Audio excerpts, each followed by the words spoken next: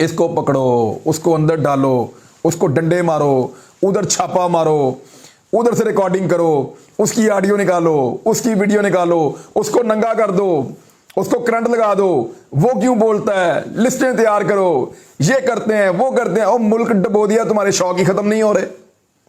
یعنی حد ہو گئی ہے بے شرمی کی اور ڈٹائی کی کہ اس ملک میں کسی کو سمجھ نہیں آتی۔ میں جن سے مخاطب ہوں ان کو سمجھ آ رہی ہے کہ بھائی کدھر لے کے جانا ہے اس ملک کو۔ یعنی آپ کے شوق ہی پورے نہیں ہو رہے، پکڑو، ڈنڈے مارو، گرفتار کرو، کیسز بناؤ، ایف آئی آر کرو، یہ غدار ہے، وہ باغی ہے، اس کو اندر کرو، وہ کیوں بولتا ہے، اس کو ننگا کرو، اس کو کرنٹ لگا دو۔ یہی شوق ہے آپ کا۔ ملک کے ساتھ بیڑا غرق کر دیا۔ وہ پاکستان ایئر فورس لکھا ہوا تھا اس طیارے کے اوپر جس میں بیٹھ کے یہ اشتہاری مفرور پاکستان آیا تھا۔ پتہ نہیں کس بات کا پاکستان کے ساتھ بدلہ لیا ہے۔ ایک دن میں 2500 ارب روپے کے قرضے پاکستان کی تاریخ میں پہلی مرتبہ بڑھے ہیں۔ یہ کیا اسحاق ڈار نے اس ملک کے ساتھ۔ مبارک ہو ان سارے لوگوں کو جنہوں نے یہ کروایا اور اس میں سہولت کاری کی ہے۔ عمران خان صاحب کو گرفتار کیا تو شدید عوامی رد عمل آئے گا، یہ خبردار کیا ہے صدر پاکستان عارف الوی صاحب نے۔ سینئر صحافیوں تو ملے، انہوں نے کہا کہ عمران خان کی گرفتاری پر مزید حالات خراب ہوں گے، ایسا نہیں ہونا چاہیے کیونکہ شدید عوامی رد عمل آئے گا۔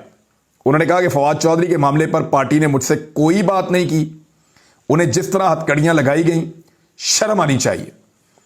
عارف الوی نے کہا کہ سیاسی میدان میں حکومت کی جانب سے 1.5 ماہ میں مذاکرات کی کوئی پیش رفت نہیں کی گئی، اس وقت کسی سطح پر مذاکرات نہیں ہو رہے، عمران خان مذاکرات سے انکاری نہیں ہیں، میں اس کا ذمہ دار حکومت کو سمجھتا ہوں کہ وہ مذاکرات سے بھاگ رہے ہیں۔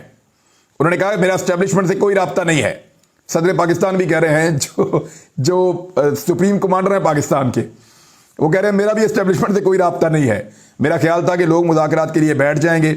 فوج کہہ چکی ہے کہ وہ سیاست میں دخل اندازی نہیں چاہتی، اس وقت ملک کو ضرورت ہے کہ لوگ بیٹھ کر بات کریں، سیاستدانوں کو خود اس خلا کو پر کرنا ہوگا۔ انہوں نے کہا قبل از وقت نہیں تو الیکشن پر بات ہی کر لیں، لیکن الیکشن کے اوپر ہی بیٹھ کے بات کرنی پڑے گی۔ فواد چودھری اور دیگر رہنماؤں کے بیانات سامنے ہیں کہ مذاکرات کرنے چاہیے۔ کچھ لوگ آئین میں تاخیر کے لیے گنجائش دیکھ رہے ہیں، یہ میرے لیے باعث تشویش ہے، لیکن عوام اور سیاستدانوں پر مکمل بھروسہ ہے۔ مجھے ایسا خیال نہیں کہ شہباز شریف کو قومی اسمبلی میں اعتماد کا ووٹ نہ ملے۔ بہرحال یہ جو باتیں ہیں ساری یہ صدر پاکستان کر رہے ہیں، اور پاکستان تحریک انصاف کیا کر رہی ہے ذرا وہ بھی آپ دیکھ لیں۔ انہوں نے عمران خان صاحب کی زیر صدارت ایک اعلیٰ سطحی پاکستان تحریک انصاف کا اجلاس بلوایا ہے۔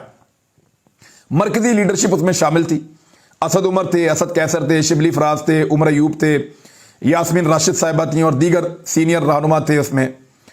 تو اجلاس میں موجودہ سیاسی صورتحال اور آئندہ کے لائحہ عمل پر تفصیلی بات چیت کی گئی ہے، اور شرکا نے خاص طور پر الیکشن کمیشن کے رویے پر تشویش کا اظہار کیا ہے۔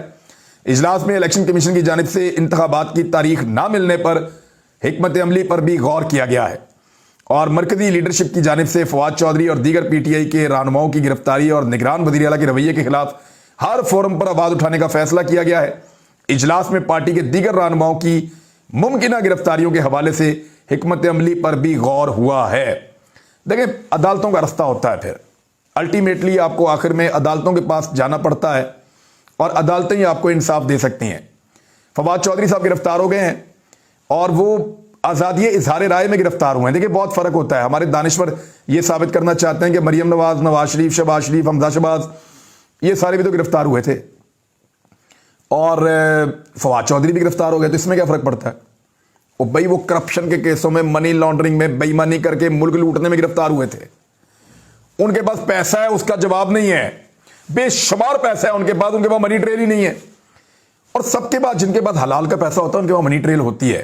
آپ آ جائیں کسی سے بھی پوچھ لیں، یعنی میں 1-1 روپیہ میں بتا سکتا ہوں، میرا کوئی دوست ہے وہ بتا سکتا ہے، اربوں پتی لوگ ہیں وہ بتا دیتے ہیں کہ جناب ہم نے یہ پیسہ ایسے بنایا، یہ ساری منی ٹریل ہے۔ ان کے پاس تھا ہی کچھ نہیں، ریکارڈ ہی نہیں تھا۔ تو یہ منی لانڈرنگ میں، کرپشن میں، بے ایمانی میں، لوٹ مار میں، ان چیزوں میں، چوری ڈکیتی میں پکڑے جانے والے میں اور آزادی اظہار رائے کے لیے آواز اٹھانے والے میں دونوں کیسز میں فرق ہوتا ہے۔ تو فواد چودھری کو ان کے ساتھ ملا کر بعض لوگ جو ہے وہ 2 نمبری کرنے کی کوشش کر رہے ہیں۔ ہاں عرفان صدیقی صاحب کے کیس کو اگر آپ اٹھائیں اور فواد چودھری کے ساتھ آپ دکھانا چاہیں تو آپ دکھا سکتے ہیں، بالکل دکھا سکتے ہیں۔ یعنی وہاں پہ وہ بھی بولنا چاہتے تھے آزادی اظہار رائے میں، وہ اس کا حق ادا کرنا چاہتے تھے لیکن ان کو دبایا گیا اور ان کو گرفتار کیا گیا. غلط تھا.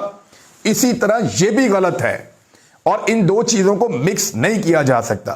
صدیق جان نے ایک ٹویٹ کیا, پڑھ کے سناؤں گا پھر میں ویلاگ ختم کروں گا, کہ عدالتی معاملات کو قریب سے دیکھنے والی ایک شخصیت کا کہنا ہے کہ جب سے چیف جسٹس اسلام آباد ہائی کورٹ جسٹس اطہر من اللہ سپریم کورٹ گئے ہیں تب سے ماتحت عدالتوں کے 70% ججز میں وہ دم خم نہیں رہا.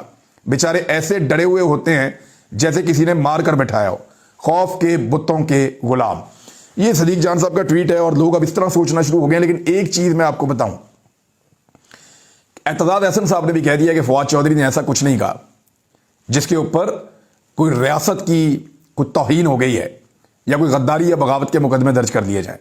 ویسے بھی میں نے آپ کو پہلے بھی بتایا کہ بغاوت کا مقدمہ جب کبھی کسی کے اوپر ہو یا غداری کا ہو تو آپ سمجھ لیجئے کہ یہ کروانے والے اسٹیبلشمنٹ کے لوگ ہیں, طاقتور حلقے ہیں, مقتدر حلقے ہیں, کیونکہ ان مقدمات کا کاپی رائٹ کسی اور کے پاس ہے. اب تک کے لیے اتنے, اپنا خیال رکھیے گا, اپنے چینل کا بھی. اللہ حافظ.